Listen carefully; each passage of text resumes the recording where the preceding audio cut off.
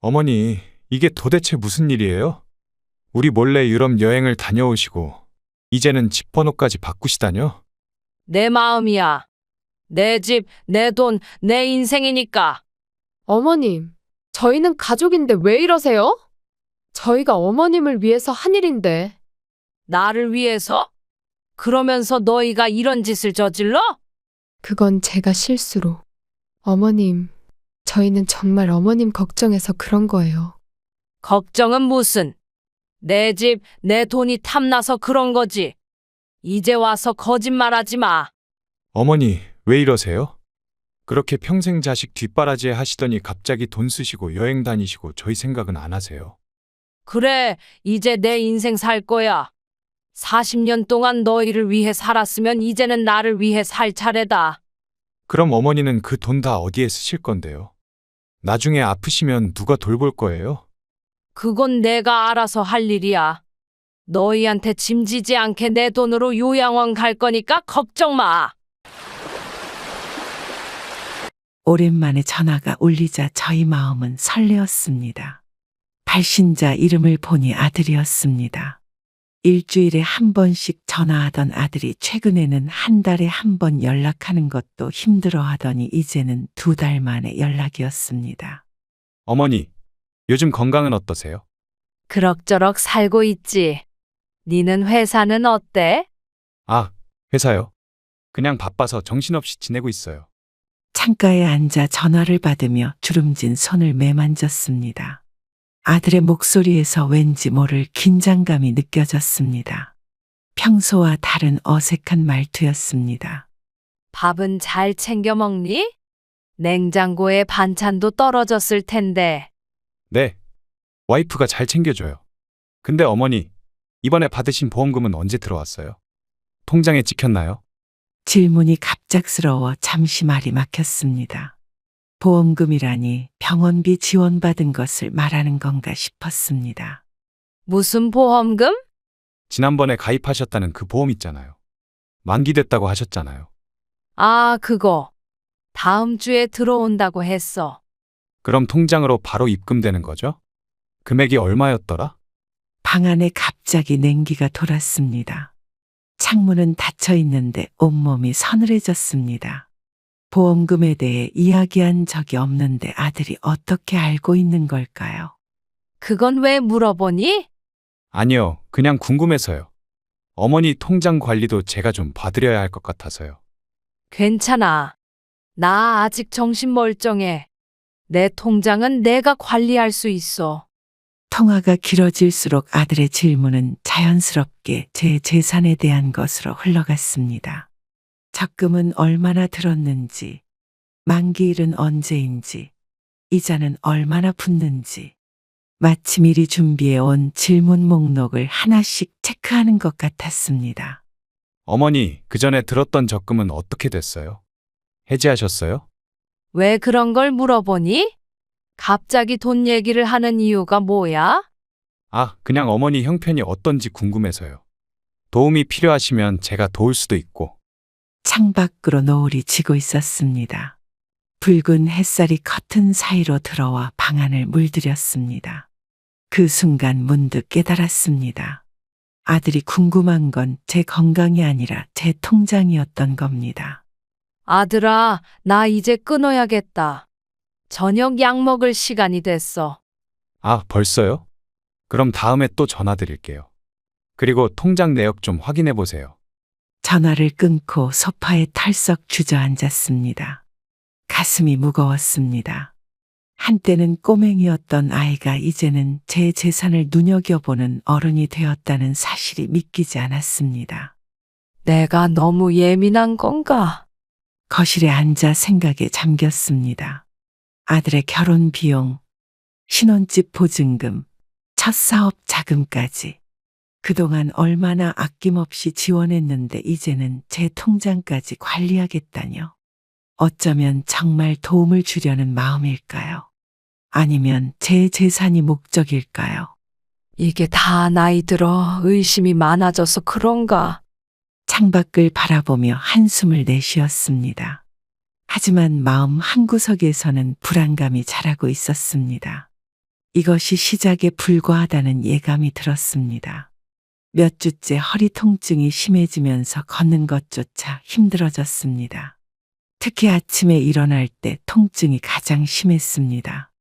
동네 정형외과에서 진통제와 파스를 처방받았지만 효과가 없어 결국 큰 병원에 종합검진을 예약했습니다. 아들아, 어제 대학병원에 종합검진 예약했어. 왜요? 갑자기 무슨 일 있으세요? 허리가 너무 아파서. 몇 주째 통증이 계속되는데 약을 먹어도 안 나아. 어머니, 대학병원은 너무 비싸지 않아요? 그냥 동네 병원에서 파스나 더 받아서 붙이세요. 부엌에서 약을 꺼내 물과 함께 삼켰습니다. 통증은 이제 일상이 되었지만 아들의 반응이 더 아팠습니다. 건강보다 비용을 먼저 걱정하는 말투가 마음에 상처를 남겼습니다. 병원비가 문제가 아니라 원인을 찾아야 할 것 같아서. 그렇게 큰 병원 갔다가 괜히 이것저것 검사하자고 하면 돈만 많이 나와요. 그냥 좀 참아보세요. 아픈 건 내가 참는 거니까 내가 알아서 할게. 어머니, 요즘 병원들 다 장사꾼이에요. 필요 없는 검사 많이 시켜요. 와이프 친구 어머니도 그렇게 속았대요. 창밖을 바라보며 깊은 한숨을 내쉬었습니다. 한때는 열이 조금만 나도 병원으로 달려가자고 했던 아들이 이제는 제 통증을 대수롭지 않게 여기는 모습이 낯설었습니다. 아들아, 내가 괜히 호들갑 떠는 게 아니야. 정말 많이 아파. 알았어요. 알았어. 그럼 며느리 친정어머니 다니는 한의원은 어때요? 거기 침 맞고 나으셨다던데. 사부인이 거기 다니셨구나? 근데 나는 정확히 뭐가 문제인지 알고 싶어서 검사를 받는 거야. 그래도 MRI 같은 거 찍으면 돈 엄청 나와요. 보험 안 되는 것도 많고. 거실 소파에 앉아 허리를 굽혀보니 다시 통증이 찾아왔습니다. 아픈 것보다 아들이 제 아픔을 진지하게 받아들이지 않는 것이 더 서글펐습니다. 괜찮아. 내 통장에서 나갈 돈이야. 내가 낼 것도 아니고. 어머니, 그런 뜻으로 한 말이 아니에요. 그럼 뭐야? 내 말투는 내가 돈 낭비하는 것처럼 들리는데. 제 말은 병원에서 필요 없는 검사 많이 시키니까 조심하시라는 거죠. 순간 전화 너머로 며느리의 목소리가 들렸습니다. 아마도 아들 옆에 있었던 모양입니다. 어머님, 요즘 병원들은 다 사업체예요. 괜히 종합검진 받았다가 이것저것 검사하자고 해서 몇백만 원 나온다니까요. 민지야, 내 걱정은 고맙지만 내가 알아서 할게. 저희 친정어머님도 허리 아프다고 정형외과 갔다가 괜히 돈만 많이 썼대요. 그냥 약국에서 파스 붙이시고 쉬세요. 전화를 끊고 약병을 바라보았습니다. 이미 한 달째 진통제를 먹고 있는데 아들도 며느리도 제 고통은 보지 못하는 것 같았습니다. 그저 돈만 보는 것 같아 서글펐습니다. 내가 진짜 아픈 게 맞나? 그날 밤 혼자 진통제를 삼키며 생각했습니다. 내 몸의 통증보다 내 아픔을 대수롭지 않게 여기는 자식들의 태도가 더 아팠습니다. 언제부터 나의 건강은 그들에게 비용 문제로만 여겨지게 된 걸까요?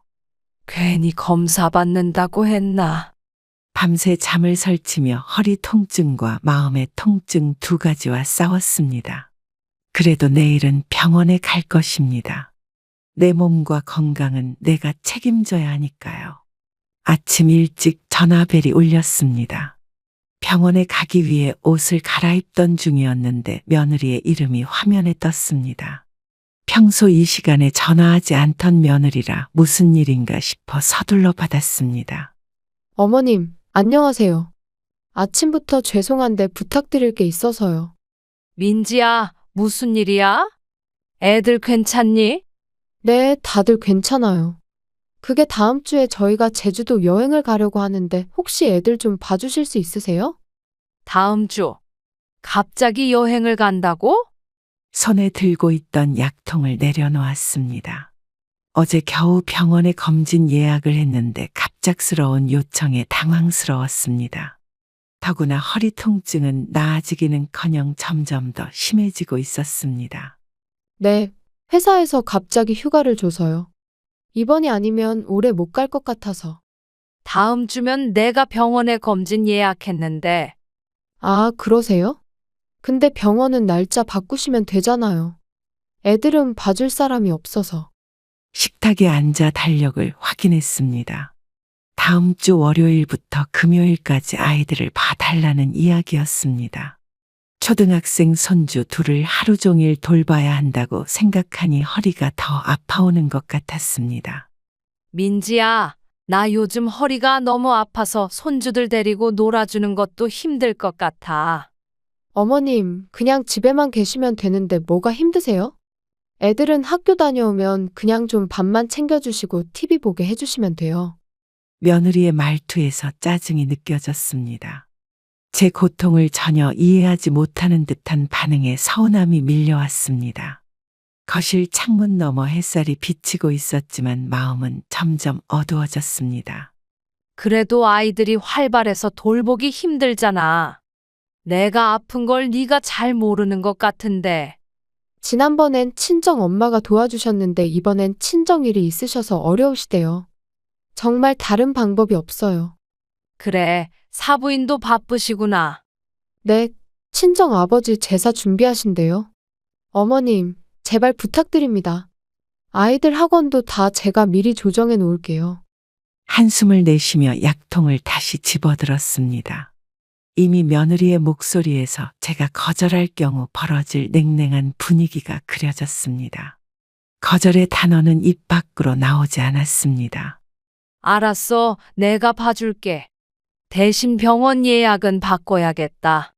정말요? 감사합니다, 어머님. 최고예요. 아이들 좋아하겠네요. 근데 정확히 며칠부터 며칠까지야?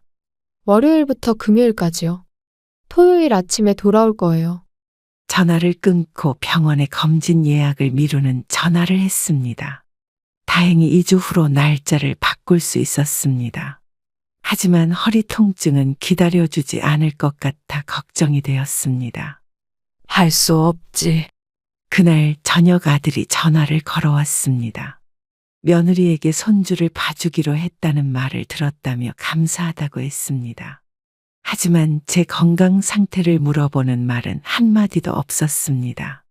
아들아, 내가 손주들 봐주는 건 좋은데 내 허리 상태가 걱정돼서. 어머니, 괜찮으세요? 애들이 이제 크니까 알아서 잘해요. 엄마는 그냥 집에만 계시면 돼요. 하루 종일 앉아 있는 것도 힘들어. 내가 진통제를 계속 먹고 있는데. 그래도 어머니가 아니면 애들 맡길 데가 없어요. 친구들 부모님들은 다 선물 봐준다던데. 참을 수 없는 서러움이 밀려왔습니다. 제 아픔은 중요하지 않은 일이 되어버린 듯 했습니다. 결국 저는 손주들을 맡아 돌보기로 했고 병원 검진은 뒤로 미뤄야 했습니다. 이번만이라고 생각하자. 손주들을 돌본 지 이틀째 되는 날, 저는 진통제를 복용하며 허리 통증을 참고 있었습니다. 큰 손주 민준이와 작은 손주 서연이는 학교에서 돌아온 후 간식을 먹고 있었습니다. 두 아이가 저마다 학교에서 있었던 일들을 이야기하며 웃고 떠들었습니다. 할머니, 이거 정말 맛있어요. 우리 엄마는 이런 간식 잘 안 사줘요. 할머니가 맛있는 거 많이 준비해놨어. 더 먹을래? 네. 더 주세요. 할머니 집에 오면 항상 좋아. 부엌에서 과일을 더 잘 나오는 동안 서연이의 말이 귓가에 들렸습니다. 그 순간 제 발걸음이 멈췄습니다. 오빠, 우리 엄마가 그러는데 할머니 돈 많대. 근데 엄마랑 아빠는 할머니 돈 때문에 친한 척한대. 조용히 해. 그런 말 하면 안 돼. 엄마가 들으면 혼낸대. 근데 왜? 엄마랑 아빠가 맨날 할머니 돈 얘기하잖아. 서둘러 거실로 돌아가니 아이들은 금세 다른 이야기로 화제를 바꿨습니다. 머릿속이 복잡해졌습니다. 아이의 순진한 고백에 가슴이 철렁 내려앉았습니다. 서연아, 아까 무슨 말 했어? 엄마랑 아빠가 뭐라고 했다고? 아무것도 아니에요. 괜찮아. 할머니한테는 말해도 돼. 할머니가 화내지 않을게. 서연이는 잠시 머뭇거리다가 민준이를 바라봤습니다. 민준이는 얼굴이 붉어지며 고개를 숙였습니다. 그게 엄마가 아빠한테 할머니 돈 많은데 왜 안 주냐고 했어요. 아빠는 잘 구슬려서 돈 받아내야 한다고 했어요. 충격의 말을 잇지 못했습니다. 천진난만한 아이의 입에서 나온 말이라고는 믿기지 않았습니다. 아이들은 어른들의 대화를 그대로 전하고 있었습니다. 그래? 또 다른 얘기도 들은 게 있니? 네, 요양원도 얘기했어요. 할머니를 요양원에 보내고 집을 팔자고요. 할머니, 요양원이 뭐예요? 그 순간 제 머릿속에 아들이 가져왔던 요양원 팸플릿이 떠올랐습니다. 그때는 단순히 제 건강을 걱정해서라고 생각했는데 이제야 그 진짜 의도가 보였습니다. 요양원은 할머니처럼 나이 드신 분들이 지내는 곳이야. 할머니도 거기 가게 돼요. 그럼 우리 못 만나요? 아니, 할머니는 안 가. 걱정하지 마. 아이들의 순수한 얼굴을 보니 더 물어보기가 망설여졌습니다. 하지만 진실을 알아야 했습니다. 서연아, 엄마랑 아빠가 또 할머니에 대해 뭐라고 했어? 할머니가 돈을 안 주면 다른 방법을 써야 한다고 했어요. 뭔지는 몰라요. 민준아, 니도 들은 얘기 있니? 저번에 아빠가 친구랑 통화하면서 어머니가 완고하시다고 했어요. 설득이 안 되면 서류를 위조해서라도 돈을 빼내야겠다고요. 서류 위조라니 어디까지 계획하고 있는 걸까요? 저도 모르게 눈물이 고였습니다. 얼른 얼굴을 돌려 아이들에게 보이지 않게 했습니다. 할머니 울어요. 내가 뭐 잘못했어요. 아니야, 할머니는 괜찮아. 그냥 좀 피곤해서 그래. 할머니, 우리가 말하면 안 되는 거였어요. 엄마한테 혼나요. 아이들의 걱정스러운 눈빛에 마음을 가다듬었습니다. 이건 아이들의 잘못이 아니었습니다. 아니야, 괜찮아. 할머니한테 말해줘서 고마워. 그런데 이건 우리들만의 비밀로 하자. 엄마 아빠한테는 말하지 않는 거야, 알았지? 네, 할머니. 비밀이에요. 그날 밤 아이들이 잠든 후 저는 거실에 앉아 생각에 잠겼습니다. 어린아이들의 순수한 고백으로 제 자식들의 진짜 속마음을 알게 되다니 이런 식으로 진실을 마주하게 될 줄은 몰랐습니다. 서류 위조까지 언급했다는 사실이 너무 충격적이었습니다. 이제 어떻게 해야 하지? 손주들이 돌아간 다음 날 마음이 너무 복잡해 잠을 설쳤습니다. 아이들의 순수한 고백이 머릿속을 맴돌았습니다. 정말 제 자식들이 저를 단지 돈주머니로만 보고 있는 걸까요? 아침 일찍 일어나 마당에 나가 화단에 물을 주고 있는데 옆집 박 여사가 인사를 건넸습니다. 김 여사, 어쩐 일로 이렇게 이른 아침부터 정원 일을 하세요? 아, 박 여사. 잠이 안 와서 나왔어요. 얼굴이 안 좋아 보이네요. 무슨 일 있으세요? 들어와서 차라도 한잔 할래요? 사실 말하고 싶은 게 있어서. 박 여사는 저희 동네에서 20년 넘게 이웃으로 지내온 친구입니다. 제 남편이 살아있을 때부터 친하게 지냈고 서로의 자식 결혼식에도 참석할 만큼 가까운 사이였습니다. 부엌에서 차를 준비하며 어떻게 말을 꺼내야 할지 고민했습니다. 박 여사, 요즘 우리 아들 내외가 좀 이상해요. 어떻게요? 무슨 일 있었어요? 며칠 전에 손주들 봐줬는데 그때 손주가 한 마리 자꾸 신경 쓰여요. 거실 소파에 앉아 손주들이 했던 말을 하나하나 전했습니다. 어린 서연이가 무심코 털어놓은 할머니 돈 많대. 할머니 돈 때문에 친한 척한대라는 말부터 아들이 서류를 위조해서라도 돈을 빼내야겠다고 했다는 충격적인 이야기까지 모두 털어놓았습니다. 세상에, 어떻게 그런 일이. 정말 속상하셨겠어요. 아이들이 거짓말할 나이는 아니잖아요. 그런데 남의 귀에 들리면 민망해서 어디 가서 말도 못하겠고. 당연하죠. 그렇지만 어린아이들이 어른들 말을 오해했을 수도 있어요. 테이블 위에 올려놓은 제 손을 박 여사가 토닥이며 위로해 주었습니다. 이웃의 따뜻한 손길이 고마웠습니다. 누군가에게 이 이야기를 털어놓으니 마음이 조금은 가벼워졌습니다. 그래도 아이들 말에 너무 상처받지 마세요. 어른들 대화 중 일부분만 들었을 수도 있잖아요. 그런가요? 그래도 요양원 팸플릿을 들고 왔던 일도 있었고, 아들이 통장 얘기만 자꾸 물어보고. 다른 일도 있었군요. 박 여사의 표정이 심각해졌습니다. 창밖으로 아침 햇살이 비치고 있었지만 제 마음은 여전히 어두운 구름에 덮인 것 같았습니다. 차를 한 모금 마시고 이어 말했습니다. 얼마 전에는 병원에 가려는 걸 말리더라고요. 돈만 많이 나온다면서요. 내가 아파도 돈이 더 중요하다는 듯이. 그건 정말 서운하네요. 부모 건강보다 중요한 게 어디 있겠어요? 맞아요. 그래서 요즘 마음이 많이 무거워요. 박 여사는 잠시 생각에 잠기더니 조심스럽게 말을 꺼냈습니다. 그녀의 조언은 언제나 현실적이고 지혜로웠기에 저는 귀를 기울였습니다. 김 여사, 너무 단정 짓지는 마세요. 아이들이 잘못 들었을 수도 있고 부분적으로만 알고 있을 수도 있어요. 그럴까요? 근데 요즘 일련의 일들이 자꾸 의심스러워요. 일단 좀 더 지켜보는 게 어떨까요?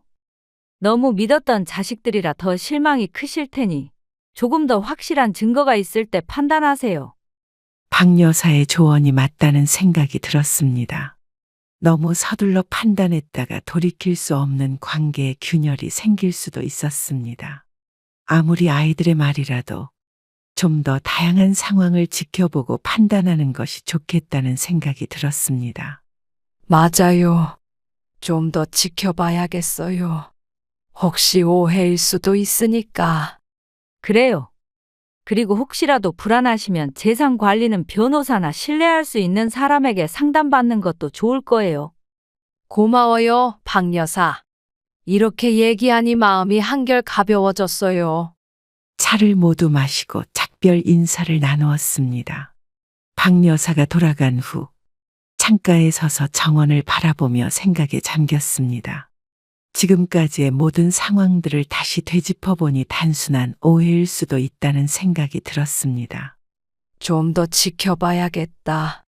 그날 이후로 저는 아들 내외의 행동을 더 주의 깊게 관찰하기로 마음먹었습니다.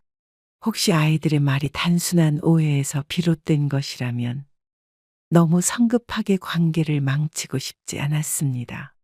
그렇지만 만약 진실이라면 제 자신을 보호하기 위한 대비책도 필요했습니다.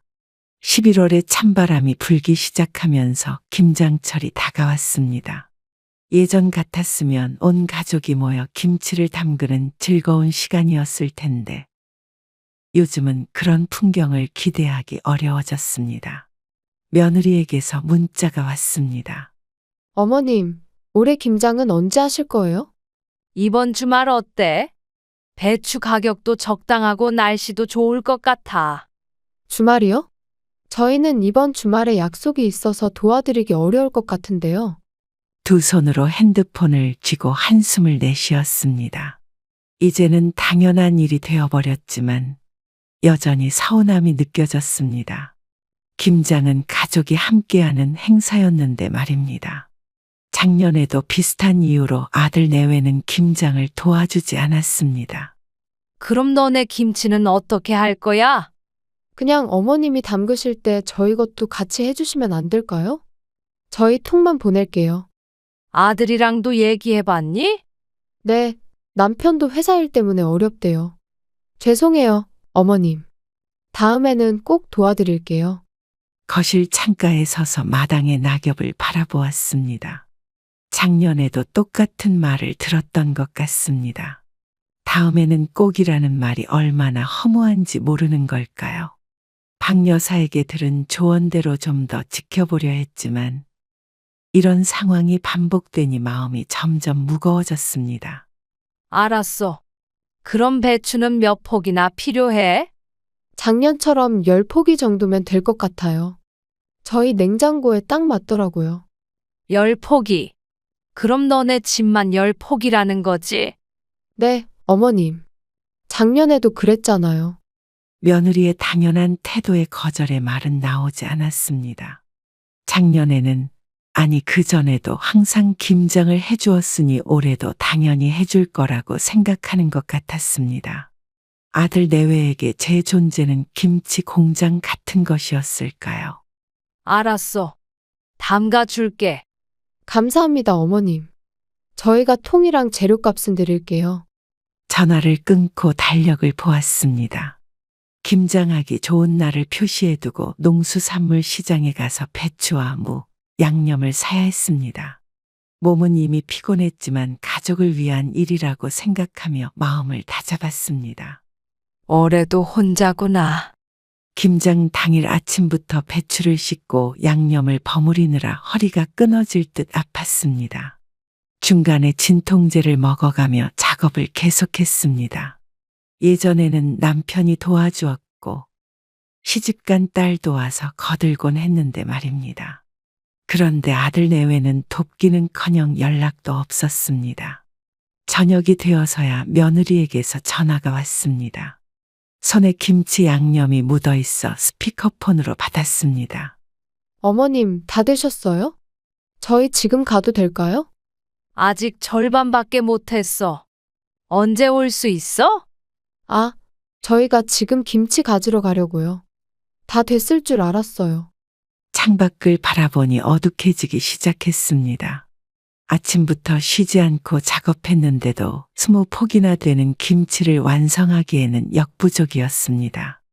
손은 양념으로 벌겋게 물들고 손가락 마디마디가 쑤셨습니다. 다 된 건 10포기 정도야. 나머지는 내일마저 해야 할 것 같아.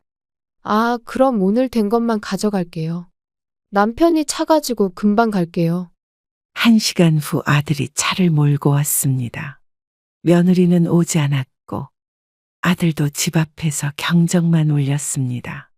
제가 직접 김치통을 들고 나가자 트렁크만 열어줄 뿐 돕는 기색이 없었습니다. 밥은 먹었니? 들어왔다가 국도 끓여놨어. 아니에요, 어머니. 약속이 있어서 빨리 가봐야 해요. 김치 감사합니다. 힘겹게 김치통을 트렁크에 넣고 아들의 얼굴을 바라보았습니다. 피곤에 절어있는 저를 보는 아들의 눈에는 미안함이라곤 찾아볼 수 없었습니다. 오히려 빨리 끝내자는 조급함만 보였습니다. 그래, 잘 가. 네, 어머니. 근데 혹시 다음번에는 김치 좀 덜 맵게 해주세요. 애들이 매운 걸 잘 못 먹어서요. 아들이 떠나고 다시 부엌으로 돌아와 남은 김치를 보았습니다. 내일도 온종일 허리 통증과 싸우며 작업을 해야 한다고 생각하니 한숨이 나왔습니다. 빨갛게 물든 손을 씻으며 생각했습니다. 다 내가 해야 하는구나. 다음 날 오후 마지막 배추를 양념에 버무리며 겨우 작업을 마쳤습니다. 며느리에게 김치가 다 됐다고 연락했지만 이번에는 택배로 보내달라는 답변이 왔습니다. 어머님, 저희가 오늘 좀 바빠서요. 혹시 택배로 보내주실 수 있나요? 비용은 저희가 낼게요. 그래, 알았어. 무거운 김치통을 들고 택배점으로 가는 길. 문득 이런 상황이 언제까지 계속될지 의문이 들었습니다. 어쩌면 내년에는 김장을 하지 않겠다고 선언해야 할지도 모른다는 생각이 들었습니다. 하지만 그런 결심을 해도 결국 가족을 위해 다시 김치를 담그게 될 것 같았습니다. 택배점 앞에 서서 잠시 머뭇거렸습니다. 이런 식의 희생이 정말 필요한 것인지 아니면 그저 저를 이용하는 것인지 분간이 가지 않았습니다. 손주들의 말이 떠올랐습니다. 할머니 돈 때문에 친한 척한데 어쩌면 김치 때문에 친한 척하는 것일지도. 택배점에 들어가 김치통을 내려놓았습니다. 조금 극단적인 생각일지 모르지만 자식들이 저를 어떻게 생각하는지 시험해 볼 때가 온 것 같았습니다. 내년 김장 때는 다른 방식으로 대응해 봐야겠다고 마음먹었습니다. 김장을 끝내고 겨우 일주일이 지났을 무렵 주말 저녁 현관 초인종이 울렸습니다. 예고 없이 찾아온 아들의 모습에 놀랐지만 한편으로는 반가웠습니다. 더구나 손에는 고급 와인까지 들고 있었습니다. 아들아, 웬일로 와인까지 들고 왔어? 오늘은 어머니랑 좋은 술 한잔 하고 싶어서요. 요즘 어떻게 지내세요? 그냥 그렇지. 허리 통증은 좀 나아졌어. 너네는 잘 지내고? 네, 다들 잘 지내요. 어머니가 보내주신 김치 덕분에 맛있게 잘 먹고 있습니다. 거실에 앉아 아들이 와인을 따르는 모습을 지켜보았습니다. 평소와 달리 정장 차림의 향수 냄새까지 풍기는 모습이 어딘가 어색했습니다. 아들의 눈빛에서 무언가 다른 목적이 있어 보였습니다. 평소에는 주말 저녁이면 피곤하다며 집에서 쉰다던 아들이 갑자기 찾아온 것도 이상했습니다. 갑자기 이렇게 찾아오고 와인까지 사오고. 무슨 일이니? 아니에요. 그냥 어머니 얼굴 보고 싶어서 왔어요. 요즘 건강은 좀 어떠세요? 아까도 말했잖아. 괜찮다고. 근데 내가 이렇게 관심 갖는 게 좀 이상한데. 어머니, 너무 의심하지 마세요. 진짜 그냥 왔어요. 저녁 내내 아들은 제 건강과 일상을 묻고 예전 추억을 이야기하며 분위기를 띄웠습니다. 오랜만에 느껴보는 아들의 관심이 달콤했지만 한편으로는 불안했습니다. 직감적으로 무언가 있다는 것을 알 수 있었습니다. 김장 때는 얼굴도 비추지 않던 아들이 갑자기 이렇게 다정할 리가 없었습니다. 어머니, 이 와인 좋죠? 제가 특별히 골랐어요. 맛있네. 근데 와인 말고 할 얘기 있으면 그냥 해라.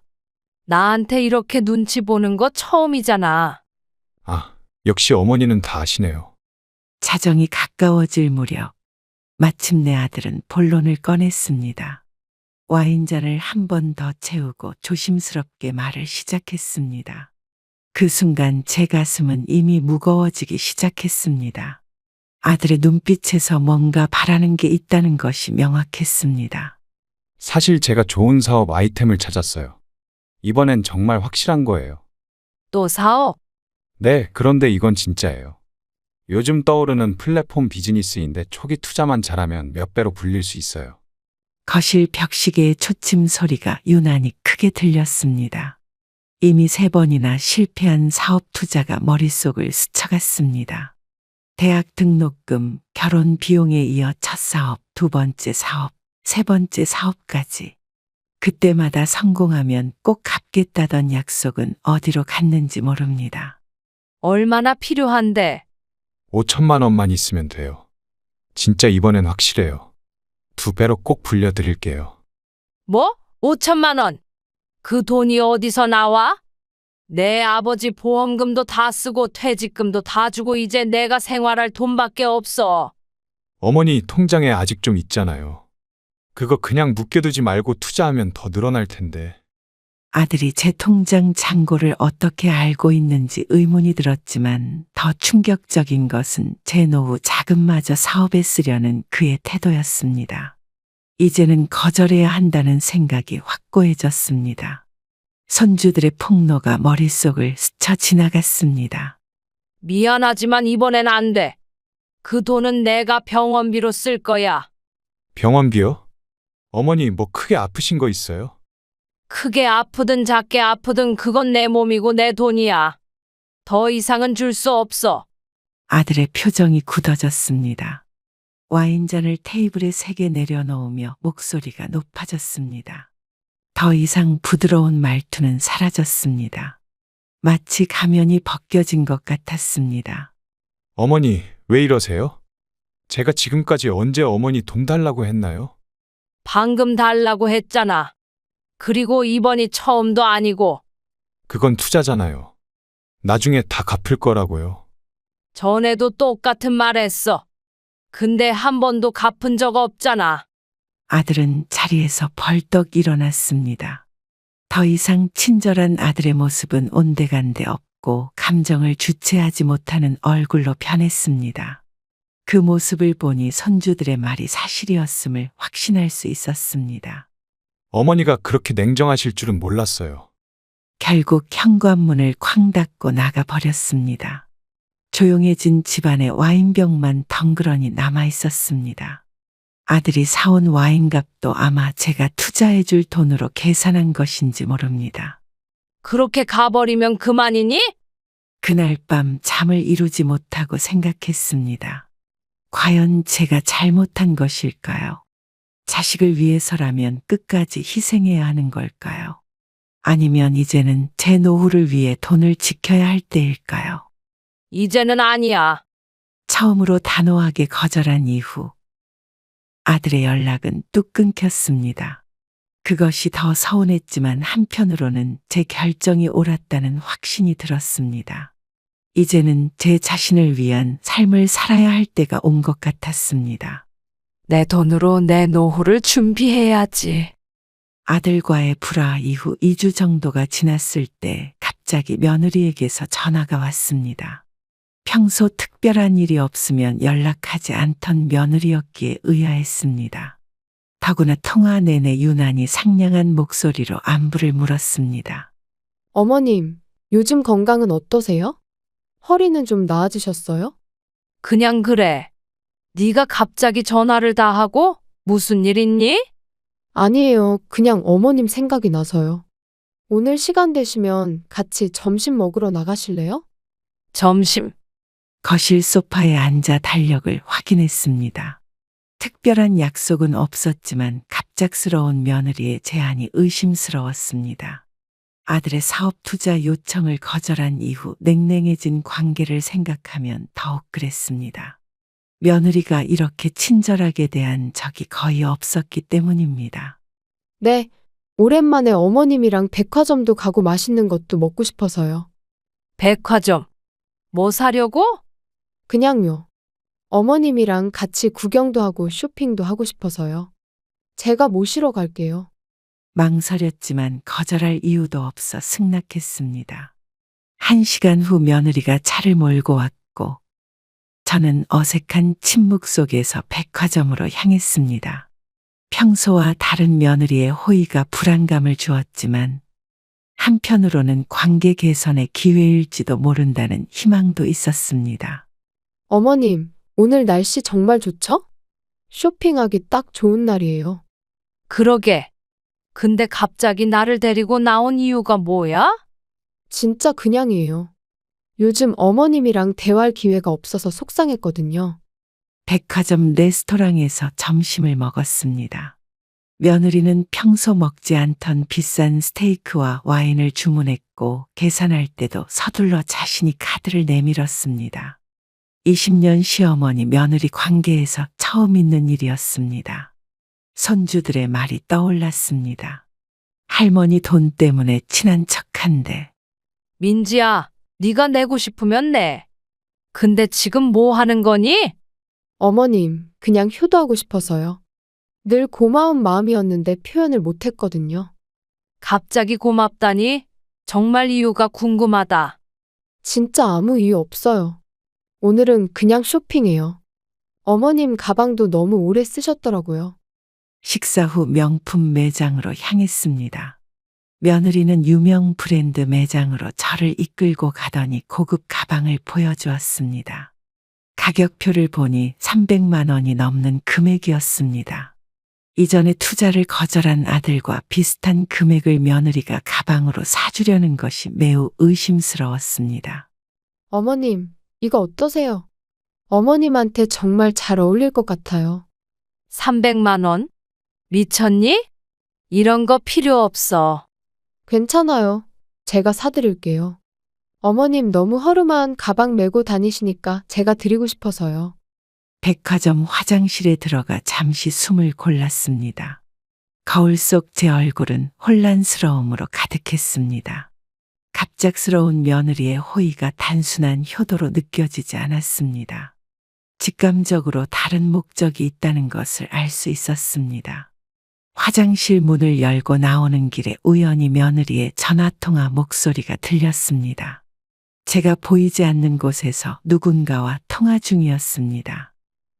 분위기 좋아. 내가 잘하고 있어. 오늘 최대한 풀어볼게. 가슴이 덜컥 내려앉았습니다. 분명 아들과 통화하는 것 같았고, 제 마음을 푼다는 표현이 무엇을 의미하는지 명확했습니다. 아마도 사업 투자 거절 이후 다른 접근법으로 저에게 다가오는 것 같았습니다. 화장실에서 나와 며느리를 마주했습니다. 민지야, 나 좀 피곤한 것 같아. 집에 가자. 어머님, 벌써요? 아직 가방도 안 봤는데. 괜찮아. 다음에 보자. 오늘은 그만 가고 싶어. 아직 커피도 안 마셨는데.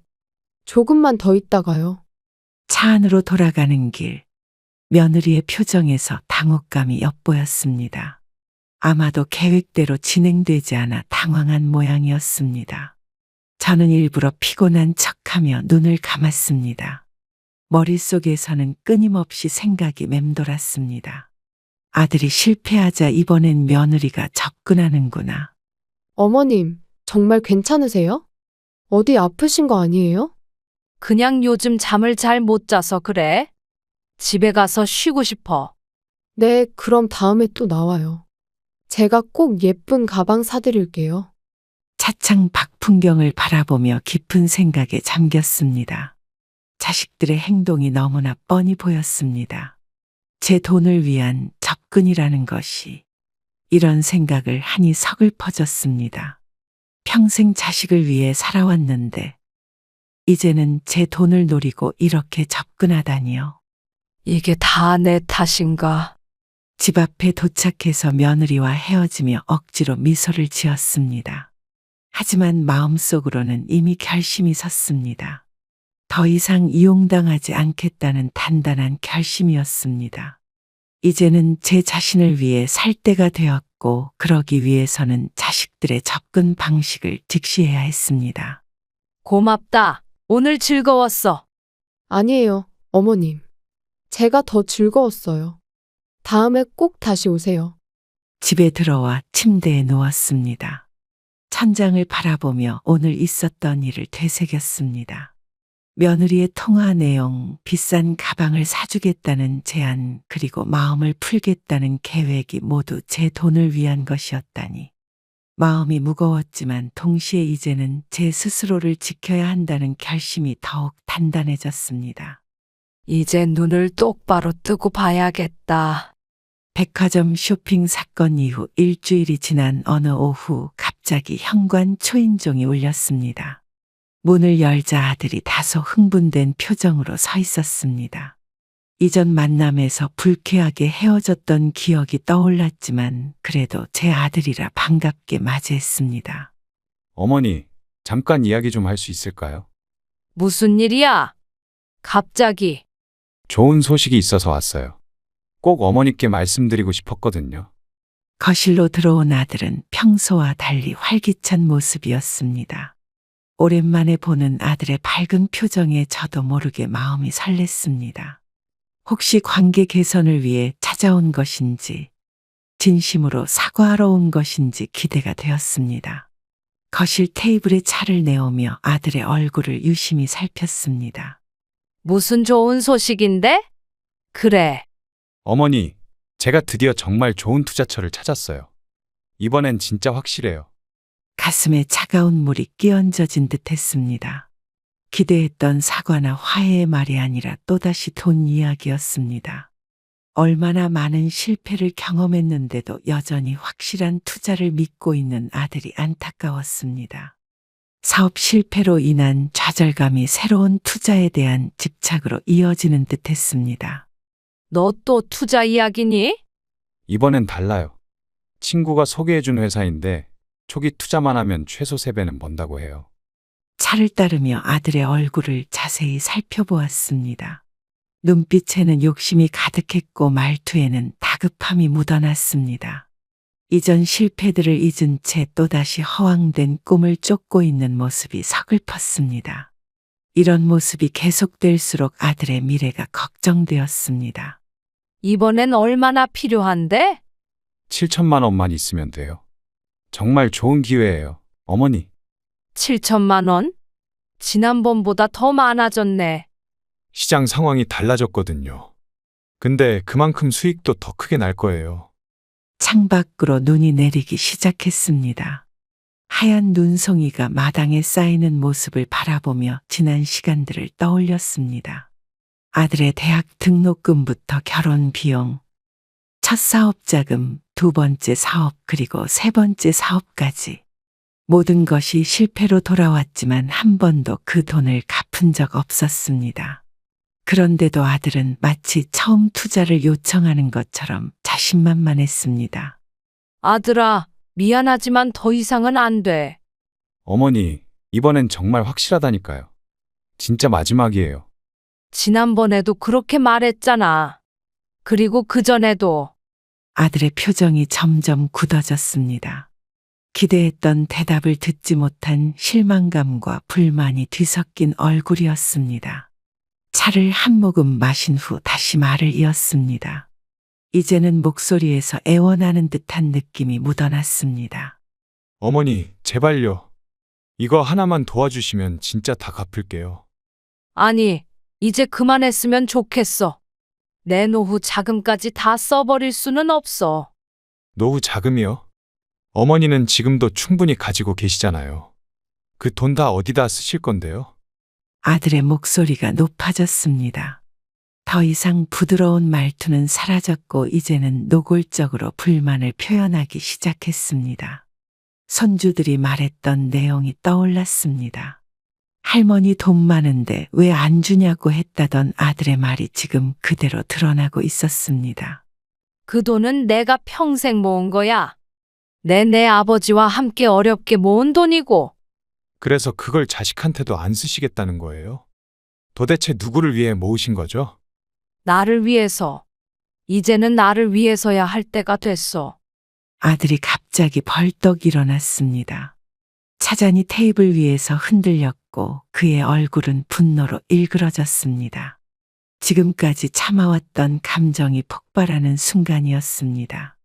그의 눈에서는 존경심이나 애정을 찾아볼 수 없었고 오직 좌절과 분노만 가득했습니다.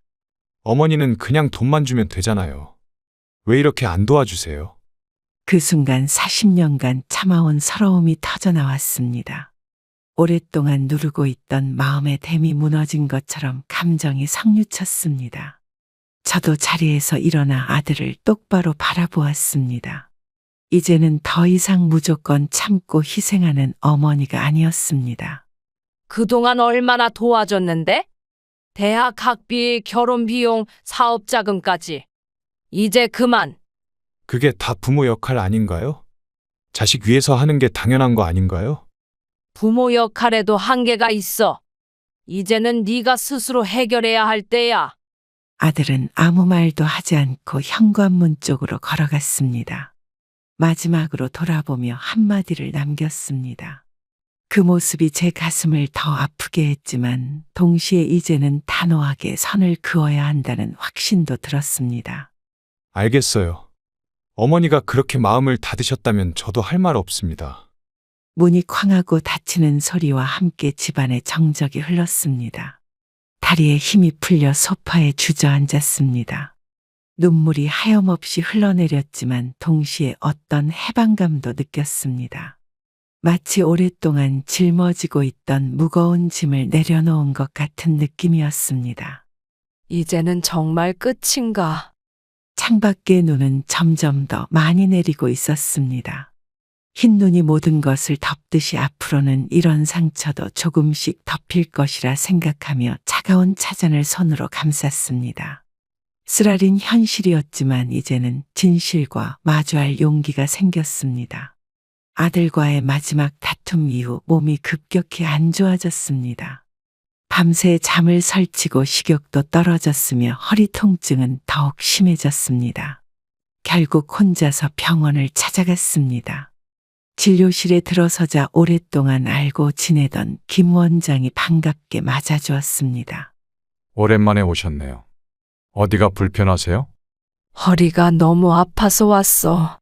그리고 요즘 잠도 잘 못 자고 식욕도 없고 혈압은 어떠세요? 약은 잘 드시고 계신가요? 약은 먹고 있는데 스트레스를 많이 받은 것 같아.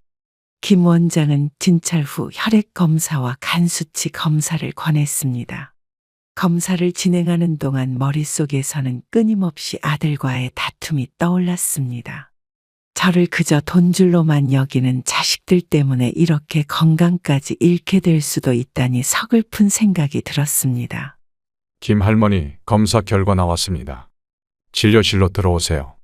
진료실에 들어서자 김 원장의 표정이 심각해 보였습니다. 검사 결과지를 꼼꼼히 살펴보더니 고개를 들어 저를 바라보았습니다. 눈빛에서 걱정이 엿보였습니다. 간 수치가 많이 나빠지셨네요. 스트레스가 심하신가요? 그런 것 같아. 요즘 집안일로 마음이 복잡해. 혈압도 높고 간 기능 수치도 좋지 않습니다. 이대로 가면 더 심각해질 수 있어요. 화면에 표시된 검사 결과를 보니 정상 범위를 한참 벗어난 수치들이 빨간색으로 표시되어 있었습니다. 갑자기 제 건강이 위험하다는 사실이 실감났습니다. 남편이 돌아가신 후 아들을 위해 살아왔는데 정작 제 건강은 돌보지 않았던 것입니다. 아이러니하게도 자식들이 걱정했던 병원비가 실제로 필요한 상황이 된 것 같았습니다. 약을 더 드릴 테니 꼭 드세요. 그리고 무엇보다 스트레스를 줄이셔야 합니다. 마음에 짐이 있다면 내려놓으세요. 알겠어. 노력해 볼게. 진지하게 말씀드리는 겁니다. 건강이 가장 중요해요. 다른 모든 것보다요. 약국에서 처방약을 받아 집으로 향하는 길 내내 김 원장의 말이 머릿속에 맴돌았습니다. 마음의 짐을 내려놓으라는 말이 특히 가슴에 와닿았습니다. 버스 창밖으로 도시의 풍경이 스쳐 지나갔습니다. 평생 남편과 아들을 위해 살아왔는데 막상 돌아보니 저 자신을 위한 시간은 거의 없었습니다. 이렇게 살아온 게 맞았을까? 집에 돌아와 거실에 앉아 통장을 꺼냈습니다. 남편이 남긴 보험금과 제가 평생 모아온 적금 그리고 작은 연금이 전부였습니다. 이 돈으로 노후를 보내야 하는데 아들의 사업 투자에 모두 써버리면 제 남은 인생은 어떻게 될지 생각했습니다. 병원비도 필요하고 요양원에 가게 된다면 그 비용도 만만치 않을 것입니다. 이제는 내 인생을 살아야지. 남편이 남긴 돈, 나를 위해 써야겠다. 서재에 있는 남편 사진을 바라보았습니다. 마치 그도 제 결심을 지지해 주는 것 같았습니다. 그런 생각을 하니 마음이 한결 가벼워졌습니다. 그날 밤 오랜만에 편안한 마음으로 잠이 들었습니다. 다음 날 아침 일찍 일어나 메모장을 꺼내 투두 리스트를 작성했습니다. 오랫동안 건강을 관리하지 못했으니 이제부터는 철저하게 자신을 돌봐야겠다고 다짐했습니다. 첫 번째로 할 일은 건강검진을 철저히 받는 것, 두 번째는 건강에 좋은 음식을 먹기 위한 식단 계획, 그리고 세 번째는 소소한 취미생활을 찾는 것이었습니다. 나도 이제 나를 위한 삶을 살 자격이 있어. 다이어리를 펼쳐 연금 수령 일정과 지출 계획을 꼼꼼히 적었습니다. 그동안 아끼고 또 아껴온 돈을 이제는 제 행복을 위해 쓸 시간이었습니다. 복지관에서 하는 프로그램을 살펴보니 요가, 노래교실, 서예반 등 다양한 활동이 있었습니다.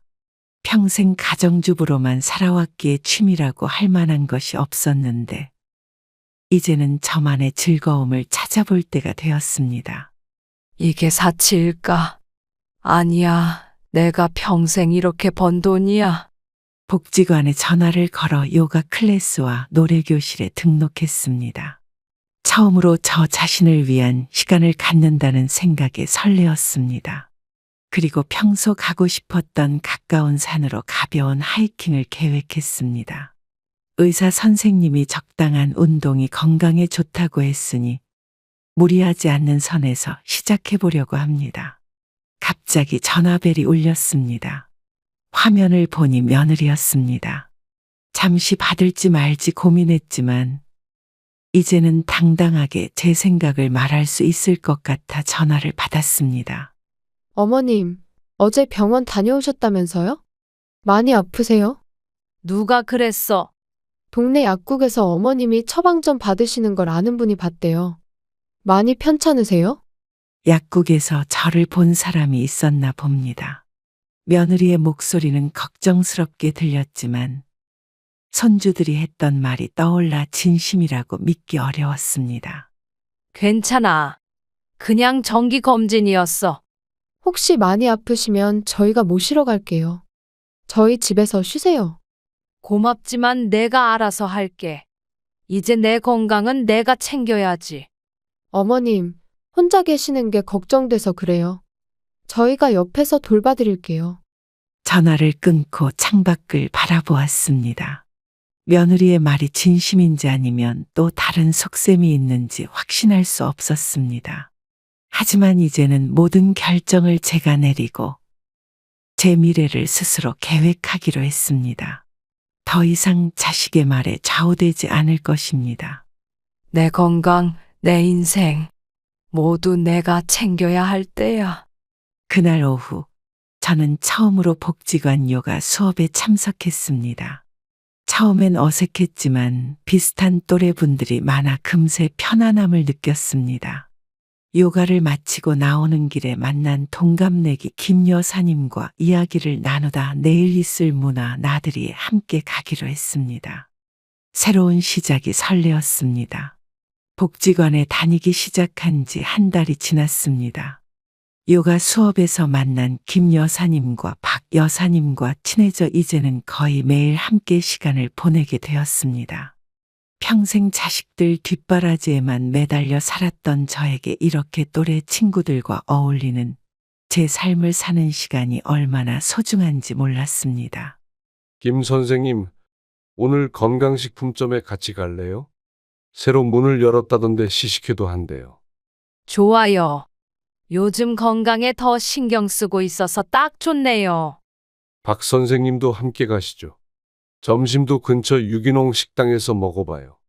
요가 수업이 끝나고 3명이 함께 건강식품점으로 향했습니다. 예전에는 건강식품은 비싸다는 이유로 사지 않았는데 이제는 제 몸을 위해 좋은 것에 투자하는 게 아깝지 않았습니다. 오메가3 영양제와 관절에 좋다는 강황 분말을 샀습니다. 무엇보다 친구들과 함께 쇼핑하는 즐거움이 컸습니다. 저는 이 영양제가 좋더라고요. 면역력 강화에 최고예요. 그래? 나도 하나 살게. 건강해야 이렇게 돌아다닐 수 있으니까. 김 선생님, 우리 다음 주에 설악산 단풍 구경 패키지 여행 어때요? 식당에 앉아 유기농 비빔밥을 먹으며 다음 계획을 세웠습니다. 예전에는 돈을 쓰는 것에 인색했지만 이제는 제 행복과 건강을 위한 일이라면 아낌없이 투자하기로 했습니다. 남편이 남긴 보험금 중 일부와 적금을 해지해 여행 자금을 마련했습니다. 좋아요. 요즘 단풍이 절정이라던데 가을 풍경 구경하면서 맑은 공기 마시면 좋겠네요. 그럼 내일 여행사에 예약할게요. 2박 3일 코스로 하면 어떨까요? 그래, 그렇게 하자. 난 요즘 새로운 옷도 좀 사고 싶어. 집으로 돌아와 옷장을 정리했습니다. 오래된 옷들을 보니 대부분 흑백 위주의 수수한 옷들 뿐이었습니다. 늘 자식들을 위해 돈을 아끼다 보니 제 옷은 거의 사지 않았던 겁니다. 내일은 친구들과 쇼핑몰에 가서 화사한 색상의 옷을 사기로 마음먹었습니다. 이제 나를 위한 삶을 살아야지. 다음 날 친구들과 함께 쇼핑몰에 갔습니다. 평소라면 눈길도 주지 않았을 파스텔 톤의 니트와 예쁜 바지를 골랐습니다. 친구들이 어울린다고 하니 자신감도 생겼습니다. 지갑을 열 때 망설임 없이 카드를 꺼냈습니다. 김 선생님, 그 색상 정말 잘 어울려요. 얼굴이 환해 보여요. 고마워요. 이제야 내 옷을 사는 것 같네요. 평소 옷 안 사셨어요? 자식들 뒷바라지 하느라 내 것은 늘 뒷전이었죠. 이제는 나를 위해 살려고요. 쇼핑을 마치고 카페에 앉아 차를 마시는데 핸드폰이 울렸습니다. 아들이었습니다. 한동안 연락이 없다가 갑자기 전화를 해서 놀랐지만 이제는 담담하게 받을 수 있었습니다. 어머니, 요즘 어떻게 지내세요? 잘 지내.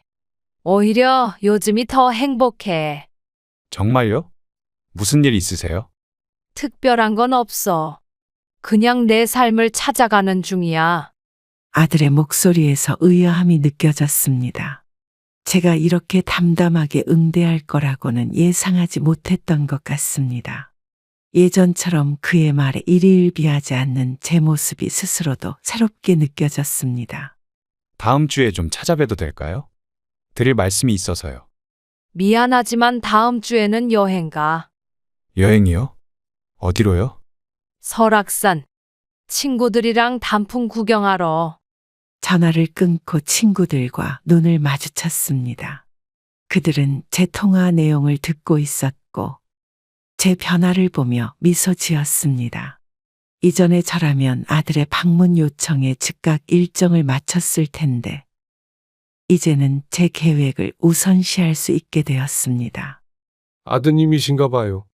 네, 갑자기 찾아오겠대요. 근데 여행 간다고 했어요. 잘하셨어요.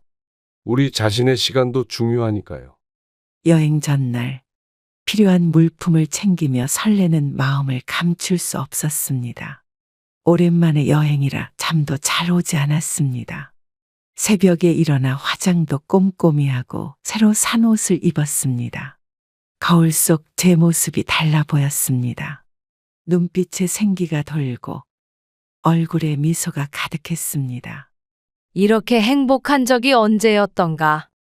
여행 첫날 설악산의 단풍은 정말 아름다웠습니다. 친구들과 함께 케이블카를 타고 정상에 올라 경치를 감상했습니다. 맑은 공기를 마시며 깊게 숨을 들이마셨습니다. 자연 속에서 느끼는 평화로움은 그동안의 스트레스를 씻어내는 것 같았습니다. 김 선생님, 사진 찍어 드릴게요. 저기 서세요. 고마워요. 내가 언제 이렇게 사진 찍어봤나 싶네. 멋져요. 정말 행복해 보이세요. 저녁에는 호텔 식당에서 맛있는 음식을 먹으며 와인 한 잔씩 마셨습니다. 예전에는 이런 사치를 즐길 엄두도 내지 못했는데 이제는 제 행복을 위한 투자라고 생각하니 마음이 편했습니다. 여행 중에 친구들과 더 가까워졌고 서로의 인생 이야기를 나누며 공감대를 형성했습니다. 우리 모두 비슷한 경험이 있네요. 자식들 키우느라 자신을 잊고 살았던. 맞아요. 이제는 우리 자신을 위한 시간을 가져야죠. 앞으로도 이렇게 함께 여행도 가고 좋은 것도 함께 즐겨요. 여행에서 돌아온 후 저는 더욱 활발하게 복지관 활동에 참여했습니다. 노래교실에서는 제 목소리가 생각보다 좋다는 칭찬도 받았고 도자기 공예반에서는 작품을 만드는 즐거움을 알게 되었습니다. 하루하루가 새로운 경험과 배움으로 가득 찼습니다. 이게 진짜 내 인생이구나. 설악산 여행에서 돌아온 지 일주일 후 현관 초인종이 울렸습니다. 예상대로 아들이 찾아왔습니다. 여행을 다녀온 후 얼굴에 생기가 돌고 집안 분위기도 밝아진 것을 아들도 눈치챘는지 의아한 표정으로 저를 바라보았습니다. 어머니, 정말 여행 다녀오셨네요. 얼굴이 좋아 보이세요.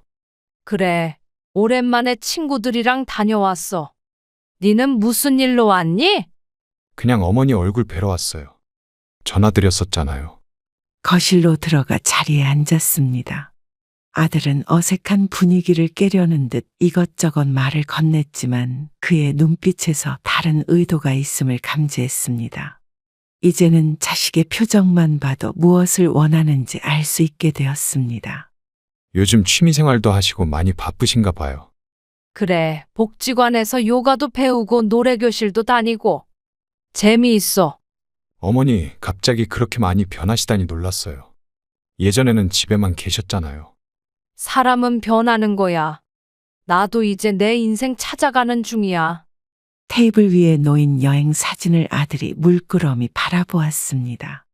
친구들과 함께 찍은 사진, 호텔 레스토랑에서의 식사, 아름다운 단풍 배경의 셀카까지 제 얼굴에 행복한 미소가 가득한 모습들이었습니다. 아들의 표정이 미묘하게 변했습니다. 그런데 어머니, 그렇게 돈을 많이 쓰셔도 괜찮으세요? 내 돈 내가 쓰는데 뭐가 문제니? 아니, 그게 아니라 노후 자금이라고 아끼신다면서요. 그래, 내 노후를 위해 쓰는 거지. 지금이 내 노후잖아. 창밖으로 비치는 햇살이 거실을 환하게 비추었습니다. 예전에는 자식의 눈치를 보며 위축되었던 제 모습이 떠올랐습니다. 하지만 지금은 달랐습니다. 당당하게 제 생각을 말할 수 있고 자신의 결정에 확신을 가질 수 있게 되었습니다. 어머니, 사실 제가 오늘 온 이유가 있어요.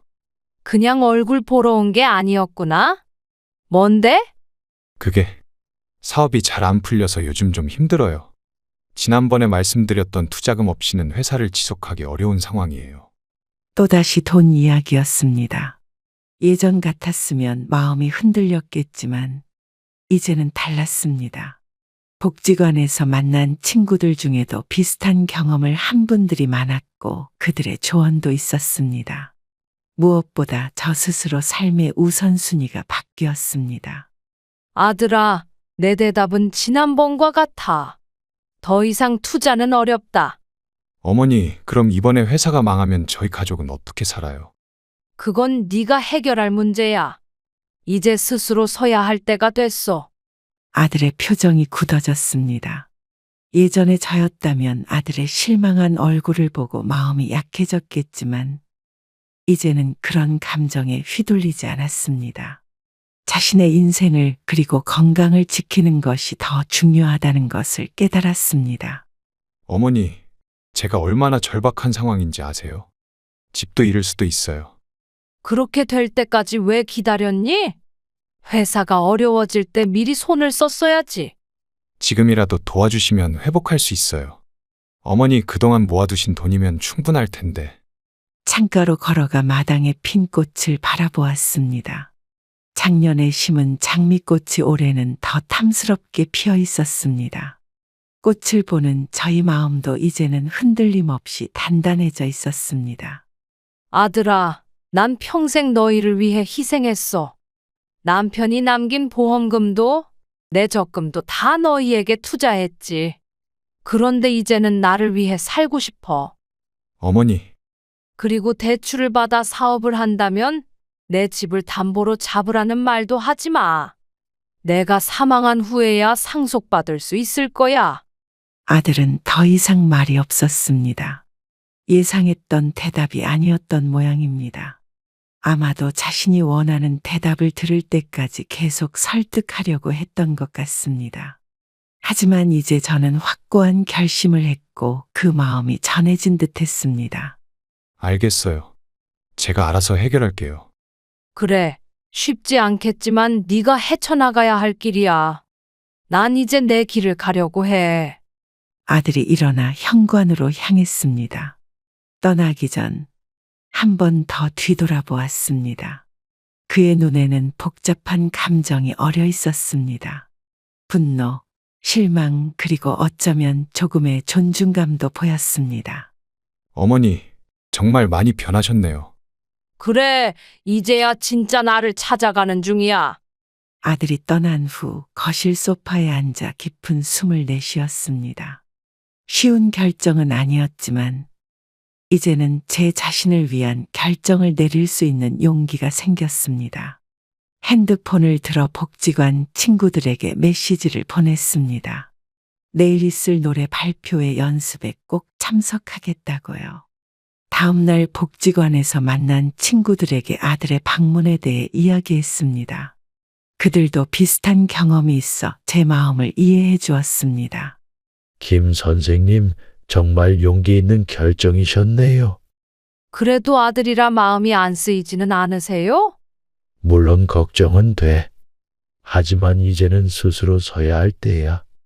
그게 진짜 아들을 위하는 거라고 생각해. 노래교실이 끝난 후 친구들과 함께 근처 카페에 앉아 차를 마셨습니다. 창밖으로 가을 하늘이 맑게 펼쳐져 있었습니다. 마치 제 마음처럼 맑고 깨끗한 하늘이었습니다. 다들 다음 달에 있을 제주도 여행은 꼭 가기로 한 거죠. 물론이죠. 벌써 표 예약했어요. 나도 기대돼.